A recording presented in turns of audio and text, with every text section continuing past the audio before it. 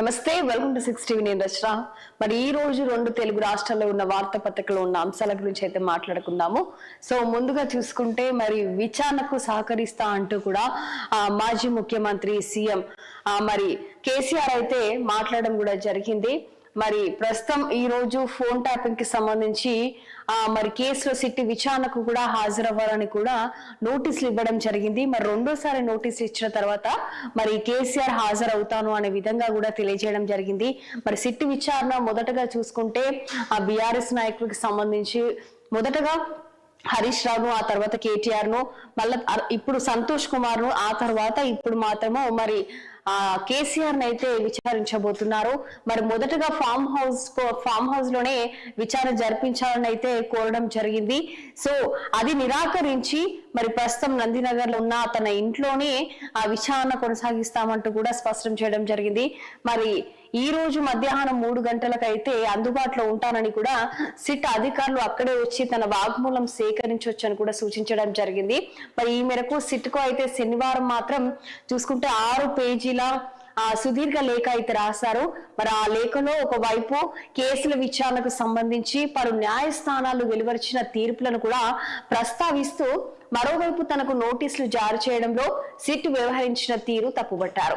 మరి ఈ విషయంలో సిట్ అలాగే సుప్రీంకోర్టు తీర్పులను ఉల్లంఘించిందని, తన రాజ్యాంగ హక్కులను కాలరాసిందని మండిపడ్డారు. అసలు సిట్ అధికారులకు నోటీస్ ఇచ్చే అధికారమే లేదని కూడా పేర్కొన్నారు. చట్టపరమైన అంశాలు ఎలా ఉన్నా సరే మాజీ ముఖ్యమంత్రిగా, ప్రతిపక్ష నేతగా మరి రాష్ట్ర దర్యాప్తునకు కూడా సహకరించాలని కూడా నిర్ణయించుకున్నట్లు కూడా తెలిపారు. మరి నందినగర్ నివాసంలోనే వాగ్మూలం నమోదు చేస్తామని సిట్ పట్టుబట్టినందున అక్కడే అందుబాటులో ఉంటాను కూడా కేసీఆర్ స్పష్టం చేయడం జరిగింది. మరి 3 గంటలకు ఈ రోజు మాత్రము సిట్ విచారణ అయితే కేసీఆర్ కి అయితే జరగబోతుంది. మరి ఏం జరుగుతుందో అనేది అయితే మనము ఖచ్చితంగా వేచి చూడాల్సిందే. ఎందుకనంటే మరి ఇప్పుడు బీఆర్ఎస్ నాయకులకు సంబంధించి ప్రతి ఒక్కరు కూడా దీనిపైన ఈ రోజు ఒక హాట్ టాపిక్ గా మారుతుంది అని కూడా చెప్పుకోవచ్చు. ఎందుకనంటే బీఆర్ఎస్ కేసీఆర్ కి నోటీసులు పంపించిన వెంటనే అప్పటి నుంచే బీఆర్ఎస్ నాయకులు ప్రతి ఒక్కరు కూడా రకరకాలుగా వివిధ రకాలుగా కూడా మాట్లాడడం కూడా జరుగుతుంది, ప్రెస్ మీట్లు పెట్టి కూడా. మరి ఈ రోజు ఏం జరుగుతుందో, ఆ తర్వాత కూడా నాయకులకు సంబంధించి కేటీఆర్ అవ్వచ్చు, హరీష్ రావు అవ్వచ్చు, వీళ్ళు కూడా ఎలా మాట్లాడుతారు, ఎలా రియాక్ట్ అవుతారు దీనిపైన కూడా అనేది అయితే మనం ఖచ్చితంగా వేచి చూడాల్సిందే. మరి చూద్దాము. నెక్స్ట్, నిర్లక్ష్యం వద్దు, ప్రతి డివిజన్ వార్డులో గెలుపు ముఖ్యం.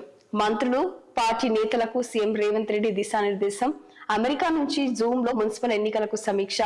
4 నుంచి ముఖ్యమంత్రి బహిరంగ సభలు. మరి మున్సిపల్ ఎన్నికలకు సంబంధించి మరి ఏ మాత్రం నిర్లక్ష్యము వహించకుండా ఖచ్చితంగా గెలిచే సత్తా ఉన్న వారికి ఖచ్చితంగా ఎంపిక చేయాలంటూ కూడా సీఎం రేవంత్ రెడ్డి అయితే స్పష్టం చేయడం జరిగింది. మరి శనివారం అమెరికా నుంచి జూమ్ లో పార్టీ ముఖ్య నేతలతో ఆయన ఎన్నికల సమీక్ష నిర్వహించనున్నారు. మరి ఈ సమావేశంలో ఏఐసిసి రాష్ట్ర ఇన్ఛార్జ్ మీనాక్షి నటరాజన్, అలాగే ఉప ముఖ్యమంత్రి బట్టి విక్రమార్క, మంత్రులు, అలాగే పార్టీ సీనియర్ నాయకులు, డిసిసి అధ్యక్షులు పాల్గొన్నారు. మరి జూమ్ లో అయితే మరి ప్రస్తుతం చూసుకుంటే రేవంత్ రెడ్డి మరి సమావేశంలో కాకుండా మరి ఆయన అమెరికా నుంచి అయితే జూమ్ కాల్లో అయితే వీళ్ళతో అందరితో కూడా మాట్లాడడం జరిగింది. మరి పర్యటనలో ఉన్నప్పుడు కూడా డిప్యూటీ సీఎం బట్టి విక్రమార్క కావచ్చు, ప్రతి ఒక్కరు కూడా ఈ యొక్క మున్సిపల్ ఎలక్షన్స్ కి సంబంధించి కూడా వాళ్ళే సమావేశం పెట్టుకొని మాట్లాడడం జరిగింది. అప్పుడు సీఎం కూడా రేవంత్ రెడ్డి కూడా లేకపోవడం కూడా, సో మనందరం కలిసికట్టుగా ఉండాలి అనే విధంగా కూడా డిప్యూటీ సీఎం బట్టి విక్రమార్క, అలాగే శ్రీధర్ బాబు వీళ్ళందరూ కూడా మున్సిపల్ ఎలక్షన్స్ కి సంబంధించి కూడా సమావేశం ఏర్పాటు చేసుకుని కూడా మాట్లాడడం జరిగింది. సో ప్రస్తుతం అమెరికాలో ఉన్న రేవంత్ రెడ్డి కూడా మరి జూమ్ కాల్ లో అటెండ్ అయ్యి అందరితో కూడా సమావేశం ఏర్పాటు చేసి మాట్లాడడం జరిగింది. ముఖ్యంగా మున్సిపల్ ఎన్నికలకు సంబంధించి మరి సీఎం మాట్లాడుతూ సామాజిక గెలుపు విధేయతలను ప్రామాణికంగా తీసుకొని మాత్రమే అభ్యర్థులను ఎంపిక చేయాలి. వ్యక్తిగత ఇష్టాలు అలాగే ఒత్తిళ్లలో పార్టీ టికెట్లు కేటాయించవద్దు అంటూ కూడా తెలపడం జరిగింది. మరి ప్రతి డివిజన్, ప్రతి వార్డు గెలుపు ముఖ్యం. అందుకు అనుగుణంగా గెలుపు గుర్రాలను గుర్తించాలి. భాజపా అభ్యర్థులకు దీటుగా కాంగ్రెస్ అభ్యర్థులు ఉండాలి.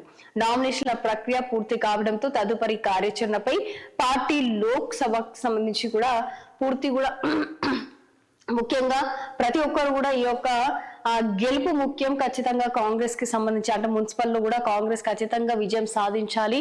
సో అంటే వేరే పార్టీకి సంబంధించి వాళ్ళకు వాళ్ళతో పాటు గట్టిగా ఉండాలి అనే విధంగా కూడా ఆ సీఎం రేవంత్ రెడ్డి చేసిన వ్యాఖ్యలను చెప్పుకోవచ్చు. మరి ఇక్కడ 25 లేదా 22న రాష్ట్రానికి రాహుల్ గాంధీ జిల్లా కాంగ్రెస్ కమిటీలకు కొత్త అధ్యక్షులుగా నియమితులైన వారికి వికారాబాద్ లో నిర్వహించే శిక్షణ కార్యక్రమంలో ప్రసంగించేందుకు కాంగ్రెస్ అగ్రనేత రాహుల్ గాంధీ ఈ నెల 21 లేదా 22న రాష్ట్రానికి రానున్నట్టు కూడా మనకు స్పష్టంగా కూడా తెలుస్తుంది. ముఖ్యంగా ఏంటి అంటే కొత్త అధ్యక్షులను నియమించబోతున్నట్టు కూడా మనకు తెలియజేస్తున్నారు. మరి అది వికారాబాద్ లో నిర్వహించే శిక్షణ కార్యక్రమంలో ప్రసంగించేందుకు కూడా రాహుల్ గాంధీ వస్తున్నట్టు కూడా మనకు తెలుస్తుంది.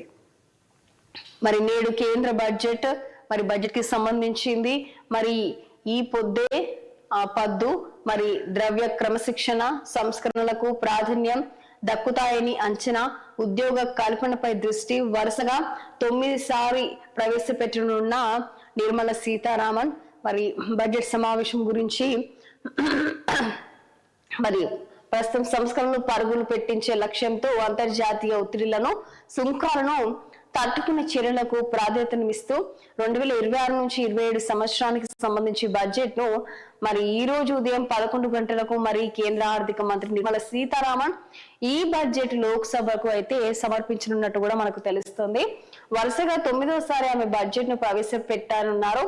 మరి స్వాతంత్రం వచ్చిన తర్వాత ఆదివారం బడ్జెట్ ను ప్రవేశపెట్టడం ఇదే తొలిసారి అని కూడా చాలా స్పష్టంగా కూడా మనకు అర్థమవుతుంది. ఇప్పటి వరకు బడ్జెట్ సమావేశము వారంలో ఏదో ఒక రోజు జరిగేది, కానీ ఆదివారం ఎప్పుడు బడ్జెట్ సమావేశం జరగలేదు. ఇదే మొదటిసారి అంటే బడ్జెట్ సమావేశంలో ఇప్పటి వరకు చూసుకుంటే మాత్రం ఇది వరుసగా 9వసారి. ఈ 9 సార్లు చూసుకుంటే మాత్రం ఇది ప్రత్యేకంగా ఆదివారం పెట్టడం అనేది తొలిసారి అనే విధంగా కూడా నిర్మలా సీతారామన్ అయితే తెలియజేయడం జరిగింది.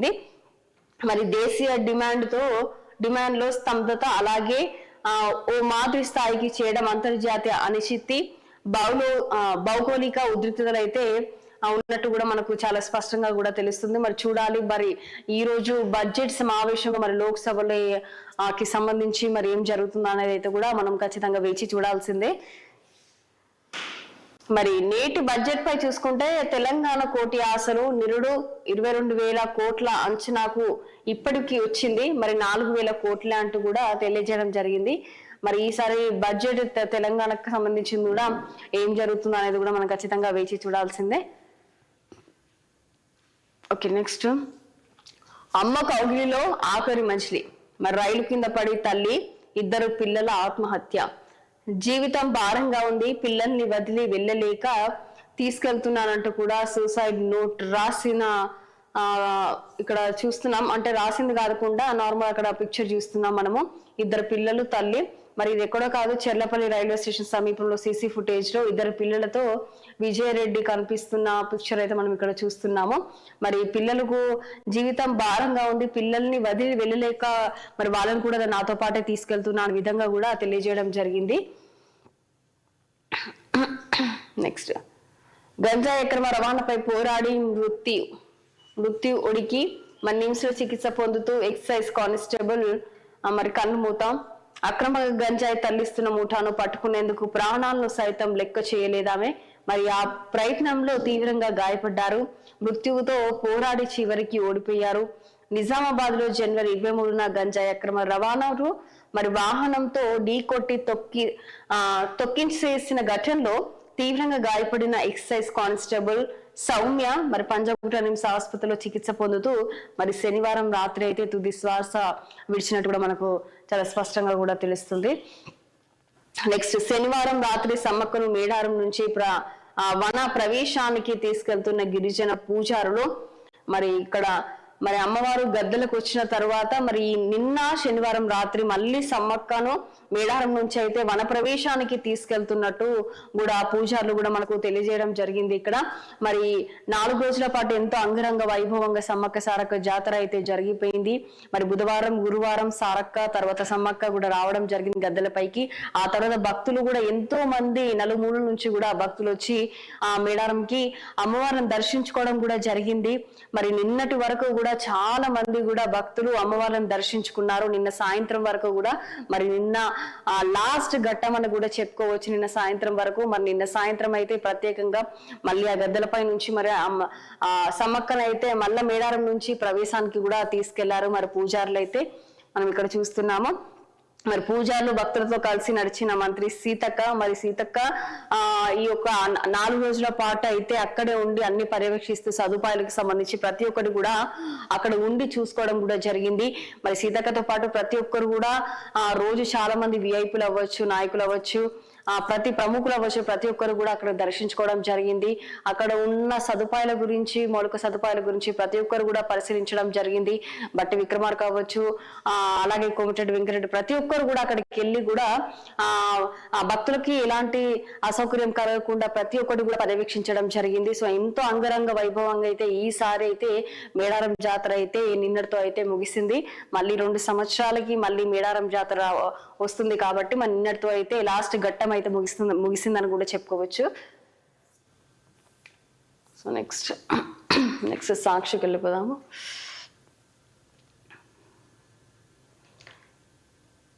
జంగిల్ రాజ్, మరి రాష్ట్రంలో మరి చేసుకున్న టీడీపీ నేతలు మళ్ళీ కనపర్తి తదితరులు టీడీపీ ముఖ్య నేతల ఆదేశాలతో ఎమ్మెల్యే గల్లా మాధవి నేతృత్వంలో ఇల్లు కార్యాలయంపై దాడి, మరి ఫర్నిచర్ కార్లు ధ్వంసం, రాళ్లు, కోడిగుడ్లు, కర్రలు, రాడ్లతో బీభత్సం, పలువురు వైఎస్ఆర్సీపీ కార్యకర్తలకు గాయాలు, మా పతాకం ప్రకారమే కర్రలు, ఇనుప రాడ్లతో దాడికి వచ్చిన టీడీపీ గూండాలు, వందల సంఖ్యలో ఇంటి చుట్టూ చేరి చెలరేగిపోయిన టీడీపీ అల్లరి ముక్కలు, సాయంత్రం 5 గంటల నుంచి అర్ధరాత్రి దాటిన కొనసాగిన దారుణకాండ, మరి ఏ దశలోనూ నిలువరించకుండా చోద్యం చూసిన వందలాది మంది పోలీసులు, మరి లోకేష్ కార్యాలయం నుంచి ప్రతి నిమిషం పర్యవేక్షణ, రాత్రి 10 గంటలకు పార్టీ కార్యాలయానికి నిప్పు పెట్టిన రౌడీలు, అక్రమ కేసుతో అంబటి అరెస్ట్, గుర్తు తెలియని ప్రాంతానికి తరలింపు, అంతకుముందు అంబటికి ఫోన్ చేసి ధైర్యం చెప్పిన వైఎస్ జగన్,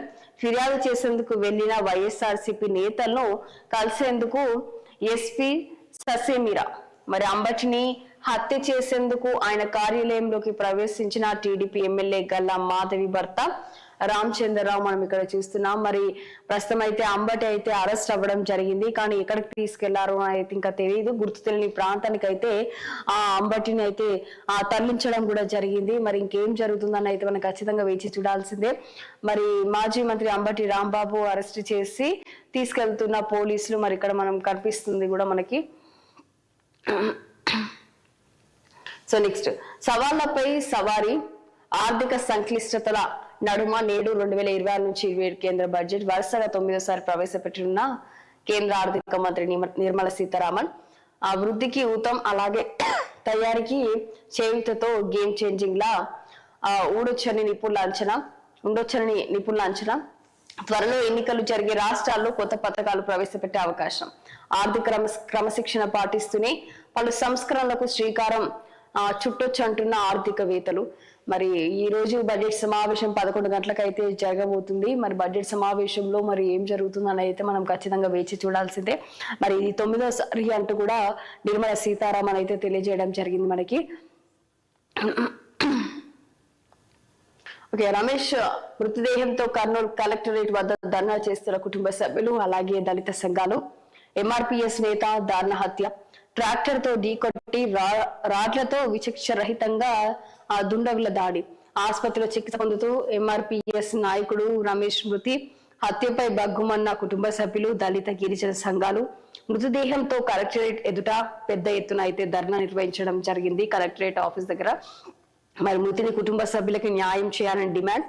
కర్నూలు డిఎస్పీ జోక్యంతో మృతదేహం స్వగ్రామానికి అయితే ప్రస్తుతం అయితే తరలించారు. కానీ ఆయన కుటుంబానికి ఖచ్చితంగా న్యాయం చేయాలంటూ కూడా డిమాండ్ చేయడం జరిగింది. కలెక్టరేట్ వద్ద అయితే ధర్నా నిర్వహించడం జరిగింది. కుటుంబ సభ్యులు అలాగే దళిత సంఘాలు ప్రతి ఒక్కరు కూడా ఈ యొక్క ధర్నా నిర్వహించడం జరిగింది. ధర్నాతో పాటు డిమాండ్ కూడా చేశారు ఖచ్చితంగా న్యాయం జరగాలనే విధంగా.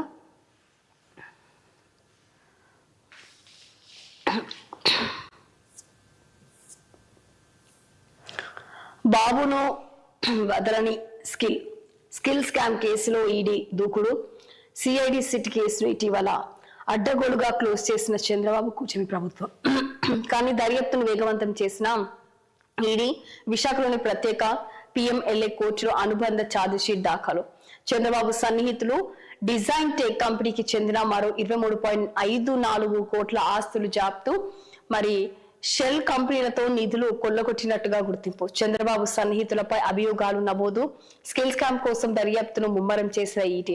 2014 నుంచి 19 మధ్య బాబు ప్రభుత్వ హయాంలో స్కిల్ స్కామ్. సిమెంట్స్ కంపెనీకి తెలియకుండానే ఆ కంపెనీ పేరుతో ప్రాజెక్ట్. అధికారులు వద్దన్నా కూడా 371 కోట్లు విడుదల చేసి అప్పటి సీఎం బాబు అందులో 315 కోట్లకు షెల్ కంపెనీ ద్వారా తరలించినట్లు కూడా గుర్తింపు. 2018లో పూణేలో కేంద్ర జిఎస్టీ అధికారుల సోదాలో బయటపడ్డ స్కిల్ స్కామ్. మరి ఆనాటి సీఎం గా అది బయటికి రాకుండా అడ్డుకున్న బాబు 2019లో సామాజిక కార్యకర్త ద్వారా వెలుగులోకి వచ్చింది. మరి సిఐడి దర్యాప్తునకు ఆదేశించిన గత ప్రభుత్వం సాక్షులతో దొరికిన చంద్రబాబునైతే రిమాండ్ కు పంపిన కోర్టు మరి 52 రోజుల పాటు అప్పుడు జైల్లో ఉన్న చంద్రబాబు మరి అప్పటి పరిస్థితి అప్పటికి సంబంధించి స్కిల్ కి సంబంధించింది, అలాగే ఈ యొక్క షెల్ కంపెనీలకు సంబంధించి కూడా తరలించినట్టు కూడా అప్పుడు గుర్తించడం కూడా జరిగింది అనే విధంగా కూడా మనకు తెలియజేయడం జరిగింది. పింఛన్ పంపిణీ వద్ద తోపులాట, వృద్ధురాలు బలి. మరి ఉదయం 7 గంటల నుంచే పింఛన్ల కోసం వృద్ధుల పడిగాపులు. 10 గంటల తర్వాత మొదలైన పంపిణీ. బార్లు తీరిన వృద్ధులు, దివ్యాంగులు. ఈ క్రమంలో తోపులాట. మరి నీరసించిన వృద్ధురాలు శాంతం అక్కడికక్కడే కుప్పకూలి మృతి చెందింది. మరి చిత్తూరు జిల్లా పాలసముద్రంలో అయితే ఈ యొక్క విషాదం అయితే జరిగినట్టు కూడా మనకు తెలుస్తుంది. పింఛన్ కోసం వెళ్ళి ఆ తోపులాటలో స్పృహ అంటే అక్కడికక్కడే శాంతమ్మ అయితే కుప్పకూలి మృతి చెందినట్టు కూడా మనకు ఇక్కడ చాలా స్పష్టంగా కూడా కనిపిస్తుంది. సో నెక్స్ట్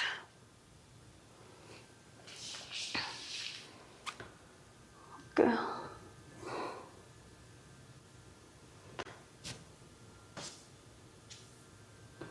90% మున్సిపాలిటీలను కాంగ్రెస్ గెలవాల్సిందే. మున్సిపాలిటీకి సంబంధించి 90% ఖచ్చితంగా కాంగ్రెస్ రావాలి అంటూ కూడా సీఎం రేవంత్ రెడ్డి చేసిన వ్యాఖ్యలు.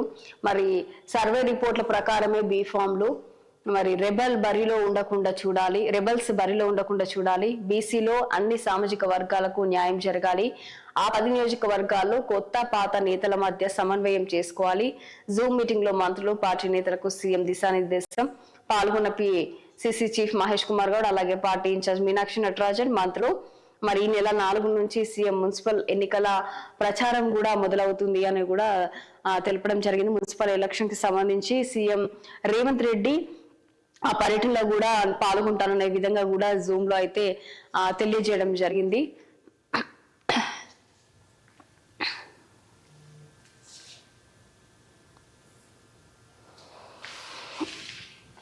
ప్రియుడి భార్యపై పెట్రోల్ పోసి చంపిన మహిళ. సో ఈ మధ్య కాలంలో ఎక్కువ జరుగుతున్నాయి. మరి యువకుడితో వివేహతర సంబంధం. మరి తన బిడ్డను పెళ్లి చేసుకోవాలని ఒత్తిడి, ఒప్పుకోకపోవడంతో యువకుడి భార్య కొడుకుపై పెట్రోల్ పోసి నిప్పండించిన మహిళ. స్పాట్ లోనే యువకుడి భార్య, ఆసుపత్రిలో 6 నెలల బాబు మృతి. నల్గొండ జిల్లా నాంపల్లి మండలం కేతిపల్లిలో అయితే ఈ యొక్క దారుణం కూడా జరిగినట్టు కూడా మనకు తెలుస్తుంది. ప్రియుడి భార్యపై పెట్రోల్ పోసి చంపిన మహిళ, మరి ఆమె ఎవరో కాదు, మమత. మరి కొడుకుతో మమత అయితే కనిపిస్తుంది. తన బిడ్డను పెళ్లి చేసుకోవడానికి నిరాకరించిన ప్రియుడిపై మరి కోపంతో అతడి భార్య కొడుకుపై పెట్రోల్ పోసి ఓ మహిళ నిప్పంటించింది. యువకుడి భార్య స్పాట్ లోనే చనిపోగా 6 నెలల బాబు చికిత్స పొందుతూ చనిపోయాడు. ఈ ఘటన నల్గొండ జిల్లాలో అయితే జరిగినట్టు కూడా తెలుస్తుంది. మరి ప్రస్తుతం ఇక్కడ చూసుకుంటే కేతపల్లి గ్రామానికి చెందిన నగేష్ యాదవ్, మమత 25 మరి దంపతులకు 6 నెలల బాబు ఉన్నాడు. నగేష్ యాదవ్ కు అదే గ్రామానికి చెందిన సుజాతతో కొంతకాలంగా వివాహేతర సంబంధం కూడా నడుస్తుంది. మరి తను వీళ్ళిద్దరిని కూడా పెట్రోల్ పోసి నిప్పంటించి చంపినట్టు కూడా మనకు చాలా స్పష్టంగా కూడా తెలుస్తుంది.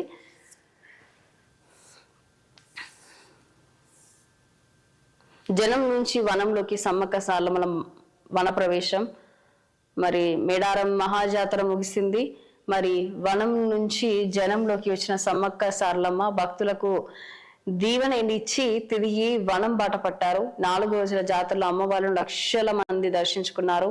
మరి అనంతరం తల్లి వెళ్ళొస్తాం, 2 ఏళ్లకు మళ్ళొస్తాం అంటూ కూడా ఇంటి బాట పట్టారు. జనవరి 28న సారలమ్మ రాకతో మొదలైన జాతర శనివారం తల్ల వన ప్రవేశంతో ప్రశాంతంగా ముగిసింది.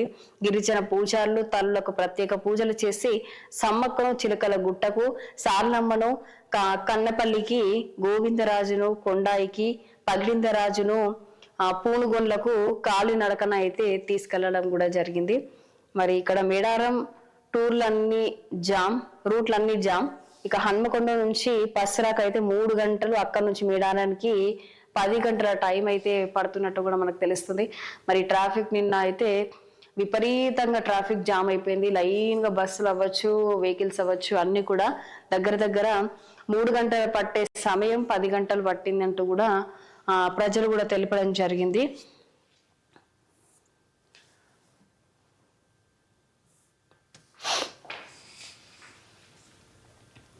సో సిట్ నోటీస్ చట్ట విరుద్ధం, వారి పద్ధతితో నా గౌరవాన్ని పటిష్టకు భంగం కలిగిందంటూ కూడా మరి కేసీఆర్ చేసిన వ్యాఖ్యలు.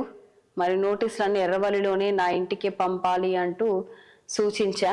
మరి నందినగర్ ఇంటి గోడకు నోటీసులు అంటించడం అక్రమం, హైదరాబాద్లోనే విచారిస్తామనడం తీవ్ర అభ్యంతరకరం, సుప్రీంకోర్టు తీర్పులను తుంగలో తొక్కిన సిట్, 160 సిఆర్పిసి కింద నాకు నోటీస్ ఇచ్చే అధికారం ఏసీపీకి లేదు, మాజీ సీఎం ప్రతిపక్ష నేత భారతీయుడిగా నేడు విచారణకు హాజరవుతా, విచారణ అధికారికి 6 పేజీల లేఖ రాసిన కేసీఆర్. రిబల్స్ పోటీలో లేకుండా మాట్లాడి బుజ్జగించండి, నామినేటెడ్ పోస్టుల భర్తీలో వారికే ప్రాధాన్యత. మరి ఇక చూసుకుంటే హార్వర్డ్ వర్సిటీలో విద్యార్థులతో మాట్లాడుతున్న సీఎం రేవంత్ ఇక్కడ చూస్తున్నాం. మరి 90% పైగా స్థానాల్లో కాంగ్రెస్ గెలవబోతుందని కూడా సీఎం రేవంత్ రెడ్డి తెలిపారు. గెలిచే అభ్యర్థులకు బీ ఫామ్లు ఇవ్వాలని సూచించారు. శనివారం కాంగ్రెస్ పార్టీ నిర్వహించిన జూమ్ మీటింగ్ లో అమెరికా నుంచి పాల్గొన్న ఆయన పలు సూచనలు చేశారు. రెబల్స్ పోటీలో లేకుండా చూసుకోవాలని వారితో మాట్లాడి బుజ్జగించారన్నారు. నామినేటెడ్ పోస్టుల భర్తీలో వారికి ప్రాధాన్యత ఇస్తామని హామీ ఇవ్వాలని స్పష్టం చేశారు.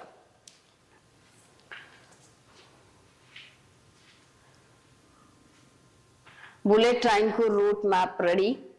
మరి ఓకే చెప్పిన తెలంగాణ, తమిళనాడు, ఏపీ, కర్ణాటక ప్రభుత్వాలు.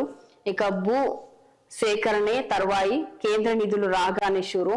నేటి బడ్జెట్ పైనే అందరి ఆశలు. రాష్ట్ర ప్రజలు ఎంతో ఆసక్తిగా ఎదురు చూస్తున్న బుల్లెట్ ట్రైన్ ప్రాజెక్ట్ లో కీలక ముందడుగు పడింది. ఈ ప్రాజెక్టుకు సంబంధించిన రూట్ మ్యాప్ ఖరారైంది. ఈ రూట్ మ్యాప్ కు తమిళనాడు, అలాగే ఆంధ్రప్రదేశ్, తెలంగాణ, కర్ణాటక ప్రభుత్వాలు మరి 4 రాష్ట్రాల గ్రీన్ సిగ్నల్ ఇవ్వడంతో ఇక భూసేకరణ ప్రక్రియ చేపట్టాల్సి ఉంది.